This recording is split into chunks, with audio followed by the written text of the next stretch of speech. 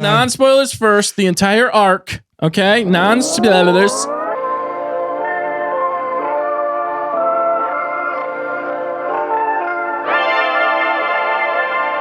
And then we're going to do spoilers after that, Then we're going to do spoilers. We're going to do all of them together, okay? Because it's too much to do individually. We're going to start with pros. So if anybody has any pros out there, let us know.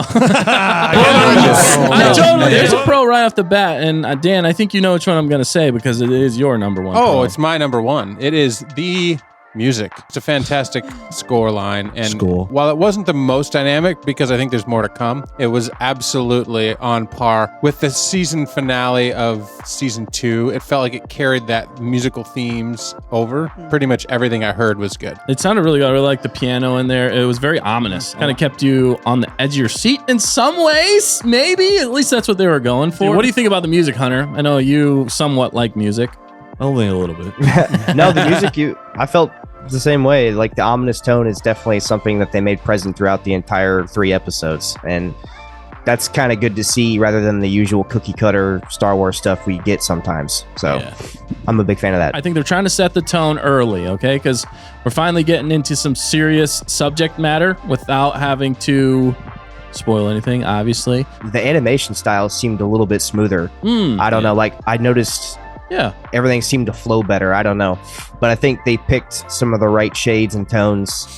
It seems like it's going to be a more ominous setting. They kind of did a good job playing with shadows and the darkness and setting up kind of a scene of desperation and angst, I guess would be the correct word.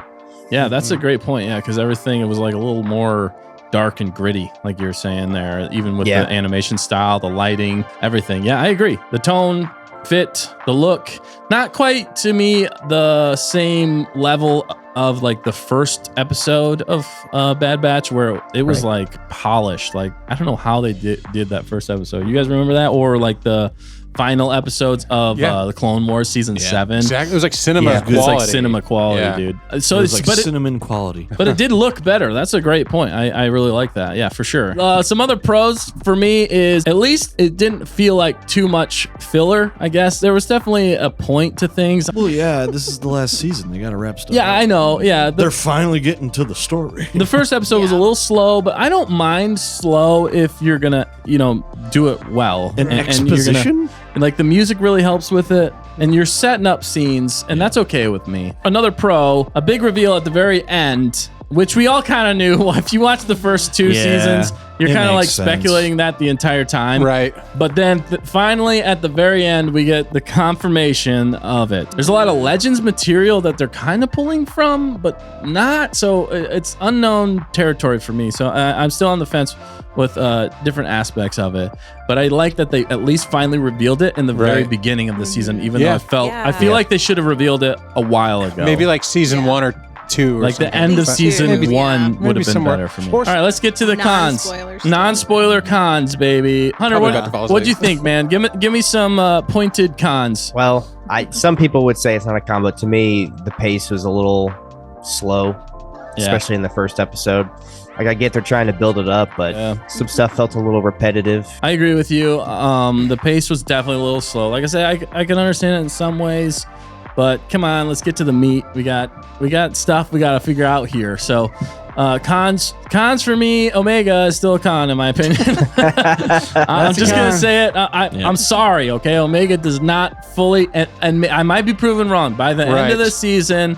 I'm hoping that I will be proven wrong and that we will come to like Omega. I hope that it's setting us on the right trajectory. Yeah.